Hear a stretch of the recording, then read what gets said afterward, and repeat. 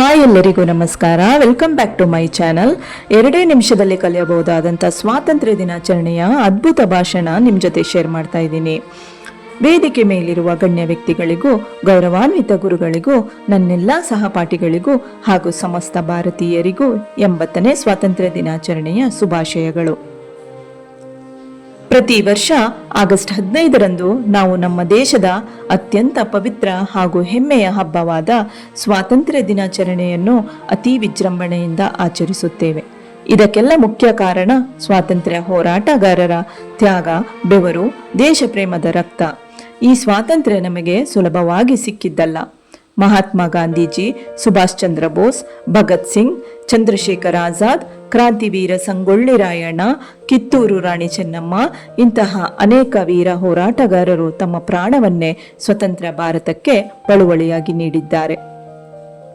ಇಂದು ಭಾರತವು ವಿಜ್ಞಾನ, ತಂತ್ರಜ್ಞಾನ, ಕ್ರೀಡೆ ಮತ್ತು ಆರ್ಥಿಕತೆಯಲ್ಲಿ ವಿಶ್ವದಲ್ಲೇ ಮುಂಚೂಣಿಯಲ್ಲಿ ಬೆಳೆಯುತ್ತಿದೆ.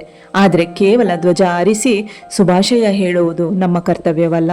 ದೇಶದ ಏಕತೆ ಮತ್ತು ಅಖಂಡತೆಯನ್ನು ಎತ್ತಿ ಹಿಡಿಯುವುದು, ನಮ್ಮ ಸುತ್ತಮುತ್ತಲಿನ ಪರಿಸರವನ್ನು ಸ್ವಚ್ಛವಾಗಿಡುವುದು, ಭ್ರಷ್ಟಾಚಾರ ಮತ್ತು ತಾರತಮ್ಯ ಮುಕ್ತ ಸಮಾಜ ನಿರ್ಮಿಸುವುದು ಇಂದಿನ ಯುವ ಜನತೆಯ ಕರ್ತವ್ಯವಾಗಿದೆ.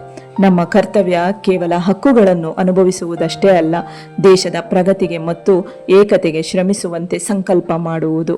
ಈ ಶುಭ ದಿನದಂದು ನಮಗೆ ಸ್ವಾತಂತ್ರ್ಯ ತಂದುಕೊಟ್ಟ ಮಹಾನ್ ನಾಯಕರ ತ್ಯಾಗವನ್ನು ಸ್ಮರಿಸುತ್ತಾ ಒಗ್ಗಟ್ಟಿನಿಂದ ದೇಶದ ಅಭಿವೃದ್ಧಿಗೆ ಕೈಜೋಡಿಸೋಣ. ಸಮೃದ್ಧ ಹಾಗೂ ಶಾಂತಿಯುತ ಭಾರತವನ್ನು ನಿರ್ಮಿಸಲು ನಾವೆಲ್ಲರೂ ಪಣ ತೊಡೋಣ. ಸ್ವತಂತ್ರ ಭಾರತ ನಮ್ಮ ಹೆಮ್ಮೆ, ನಮ್ಮ ಉಸಿರು. ಜೈ ಹಿಂದ್, ಜೈ ಕರ್ನಾಟಕ ಮಾತೆ. ನಮ್ಮ ಚಾನಲನ್ನು ಹೊಸದಾಗಿ ನೋಡ್ತಾ ಇದ್ರೆ ಸಬ್ಸ್ಕ್ರೈಬ್ ಮಾಡ್ಕೊಳ್ಳಿ. ಈ ವಿಡಿಯೋ ಇಷ್ಟ ಆಗಿದ್ರೆ ಲೈಕ್ ಮಾಡಿ, ಶೇರ್ ಮಾಡಿ. Thank you so much.